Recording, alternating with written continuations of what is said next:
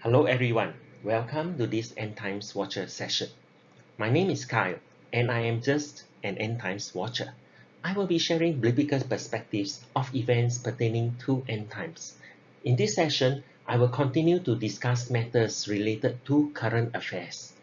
Is the next pandemic, touted as Disease X, going to happen in 2025?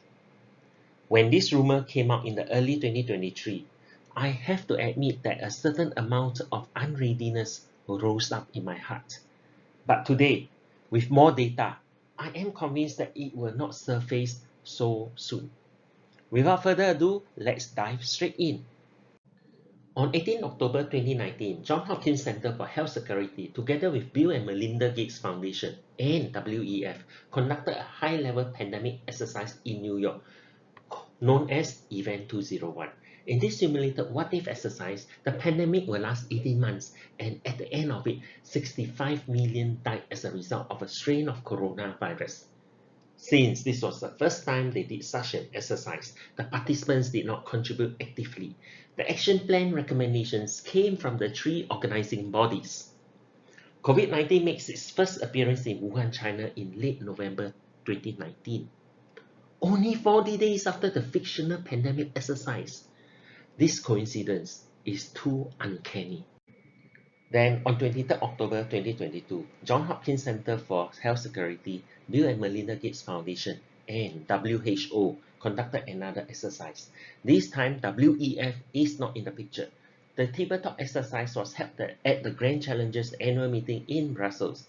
They created another fictional what-if pandemic, codenamed SERS, Severe Epidemic Enterovirus Respiratory Syndrome. Using that, the participants were challenged to make urgent policy decisions. This time, they got the participants to deliberate over it and jointly come up with the recommendations, such that it does not look like it was orchestrated. So, what exactly is this SERS? The scenario for this fictional pandemic will emerge in a densely populated urban area. It will rapidly spread through people's breath, no difference from the previous COVID, MERS, and SARS. The symptoms range from mild flu-like to severe breathing difficulty. Other flu symptoms like fever, cough, sore throat, and body sores will also be there. Again, no different from COVID. Those infected can further regress with chest pain and acute respiratory distress, ARDS.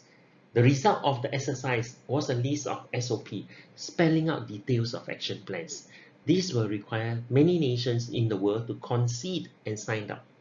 WHO, together with CDC, will lead this charge.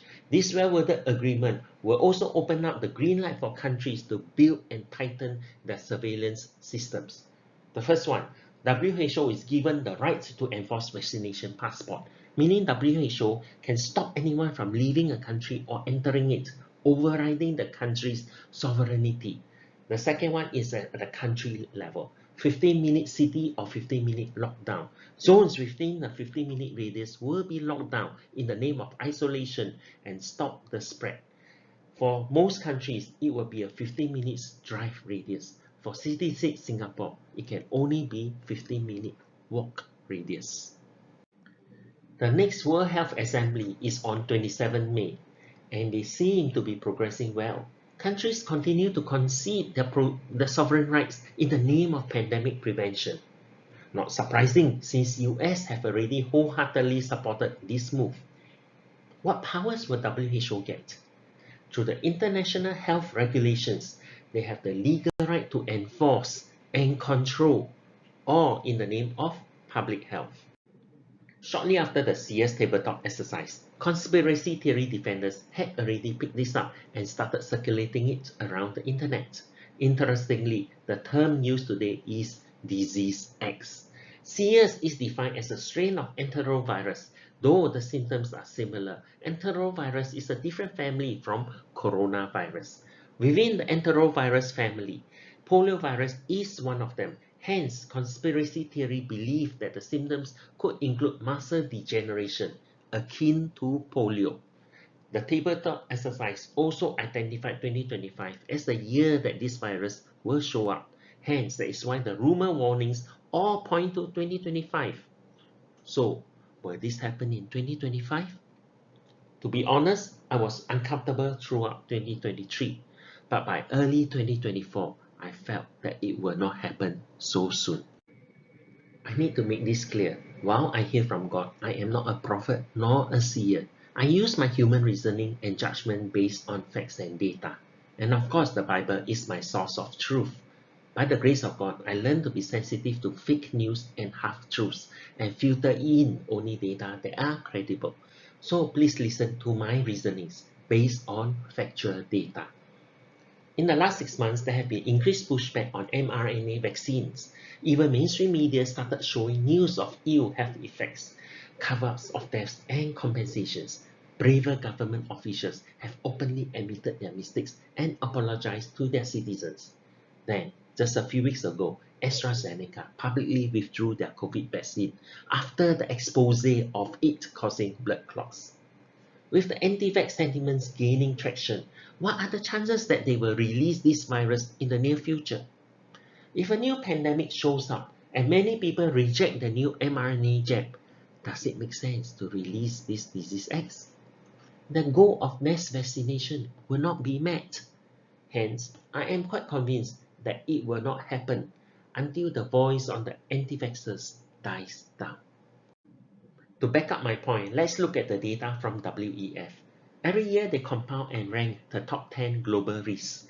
We shall zoom in on the 2-year risk, those that present clear and present dangers. For 2021, infectious disease was at the top spot. For 2022, it dropped to the 5th spot, and the following year, it dropped off the top 10 radar to the 20th spot, from top to 5th to 20th in just 3 years. Note, 2021 means that this exercise was done in 2020. This is a risk forecast, so 2023 risk was collated in 2022. In November last year at the Davos World Economic Forum, the 2024 risks were presented. Infectious disease dropped by another 3 ranks, and a newcomer showed up as number 1. Misinformation and disinformation. This risk was not in the ranking chart in the 3 preceding years, not even at the bottom of the rank. It just appeared out of nowhere. If you didn't catch my hint, it was created and pushed right up to the top. For disease X to show up, a few things needs to be cleaned up. First, the infectious disease risk need to rise back up to top 10, maybe. Please note this purely my speculation. Second, this year's number 1 global list risk is a green light for them to act openly. They will first do it under the carpet, covertly, filter off news not beneficial to their cause, introduce counter news promoting their cause and their favorite weapon, introduce fake news and half-truths to confuse the people. But they will also start doing it openly, using media and other means to discredit the voice of the anti-vaxxers, suppress their voice by whatever means, including threats. And if these actions are not effective enough, make it a criminal offense and lock them up. Sounds too preposterous? There are enough articles on the internet attacking the anti-vaxxers. It ranges from being idiots to how toxic they are and why people change their stance to become pro-vaxxers. And the latest, they are branded as militants. This article is quite recent, and you can expect more this year and next year. Let's now take a step back and consider it from non-conspiracy theory. That is, the virus is naturally occurring. In November 2002, we have SARS. It lasted about 18 months. In June 2012, its brother MERS appeared, and it also lasted about 18 months. Then in 2019, COVID came and caused an uproar throughout the world. It lasted longer, about 24 months. If we count the tail end of a virus to the beginning of the next one, from SARS to MERS we have 8 years of relief. From MERS to COVID, about 6 years. January 2022 will be a good estimate for when COVID lost its deadliness, give or take 4 to 6 years of break for us in the world. Then we can expect another pandemic around 2026 to 2028. This is just an estimate forecast. I am using the previous data to find a pattern, and there's not enough data to have a clear pattern, so please don't hold me to it. Now that we have some breathing room, what are we going to do about it? Originally, I had included another topic in this video. but it is too long and the sudden switch in topic caused confusion. Apologies, I had retracted that video and shortened it to this. So instead, we will do an outlook forecast in the next session from second half 2024 to first half 2025. At the end of that session, I will also suggest some things we can do to prepare and brace for the times ahead. Till then, this is Kyle. See you in the next session.